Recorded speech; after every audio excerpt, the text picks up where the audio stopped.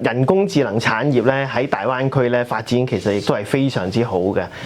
我近期留意到有個講法啦，其實喺深圳係啦，南山區粵海街道3公里嘅範圍之內咧，其實已經有咗深圳60%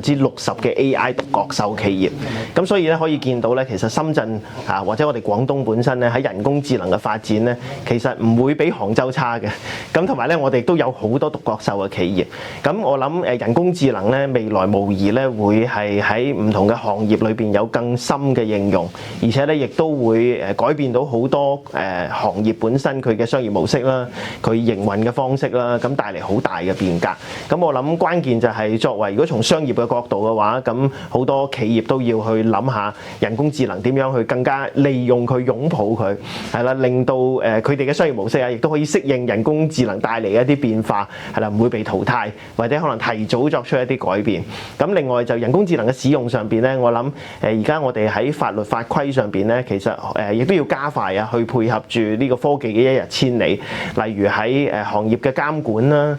數據嘅保護啦、安全性啦，以至到可能係倫理啦，呢啲其實咧都係人工智能領域裏邊咧，因為太新啦，所以咧可能都係未有完全嘅覆蓋到。咁我相信無論係行業本身，無論係去做立法嘅也好，以至到係監管行業嘅相關部門咧，其實應該要共同一齊。咁我哋咧去睇下人工智能嘅發展咧，我哋點樣可以既係健康嘅，讓佢繼續去發展，但係同時間咧，亦都要就住例如安全或者監管上邊咧，去完善我哋嘅成個體制，咁樣令到咧成個人工智能行業咧可以更加健康咁樣去發展。我諗香港喺人工智能方面咧，會係從研發嗰個角度，或者係科研嗰個角度咧，可能會有更大嘅一個貢獻。咁但係例如將佢轉化應用嘅話咧，其實喺場景上邊咧，內地應該個市場會係比香港大。咁背後嘅話咧，其實亦都要睇下有啲咩行業可能會比較容易用到 AI 先嘅。咁我相信例如專業服務啦，好多例如可能同文字相關嘅一啲行業，寫作或者可能係教育方面啦，以至到可能係一啲同專業服務我哋而家話法律或者會計呢一啲專業服務咧，其實都可以慢慢